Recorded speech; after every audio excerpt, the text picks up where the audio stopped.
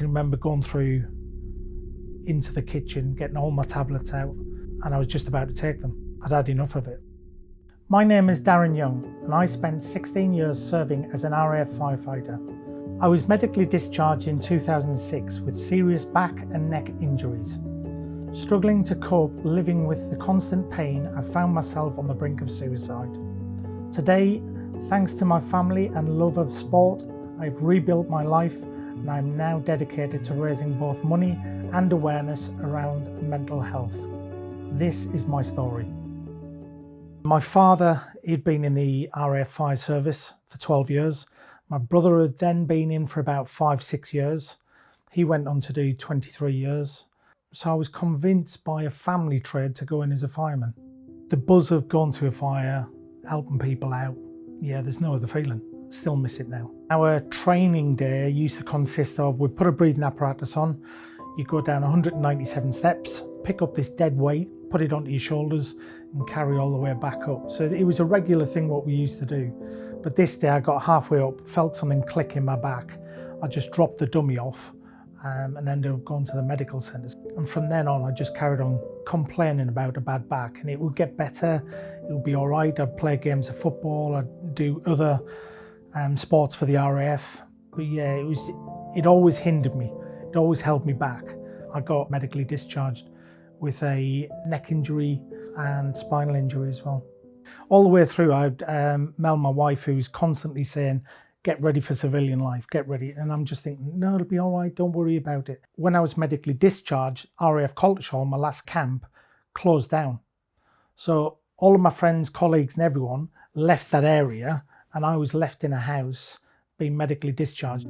Found myself isolated, really struggling mental health. I didn't know what to do. And I had morphine tablets out, dihydrocodeine out, paracetamol, depression tablets, everything. I was just going to take them with a big pint of water. But something clicked, and it was, I can remember seeing my wife and my son just in my mind, and something said, they don't know how you are. They have no idea what's going through your mind. They don't know how much depression you're going through. So when they wake up the next morning and come down and find you on the floor dead, what are they going to think? And I thought more about them than what I did at the time with myself. I don't sleep much, 2-3 hours of sleep a night. I sit there and I will just surf the internet all night because I can't sleep. So one night I was thinking, I haven't done any sport for ages. And I've run 2 London marathons, Barcelona marathon, Great North Run, and I just can't do that run anymore because of the impact on my spine. So I typed in disabled sports. The first thing what popped up was Invictus Games. And luckily for me, at that moment in time, the window was open that I could apply. That night where I sat down and typed in disabled sports changed my life. I got a little bit of that camaraderie back because you're going to camps and you're doing lots of different things and you're meeting up with like-minded people. So it takes you back to, you actually think you're in the military again, and I love that. It's like a coffee morning when you meet up and it's, oh, how are you? What have you been doing? No, don't worry about that. You can get over it, and everyone helps each other. I can remember Mel saying to Prince Harry, thank you for giving my husband back. And Prince Harry gave Mel a big hug and just turned around and said, that's what we're here for.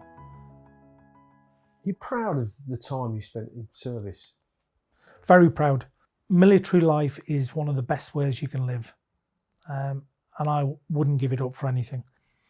When you think back to that moment where you were stood at the sink with all those pills out and your glass of water to where you are now, are you proud of that journey?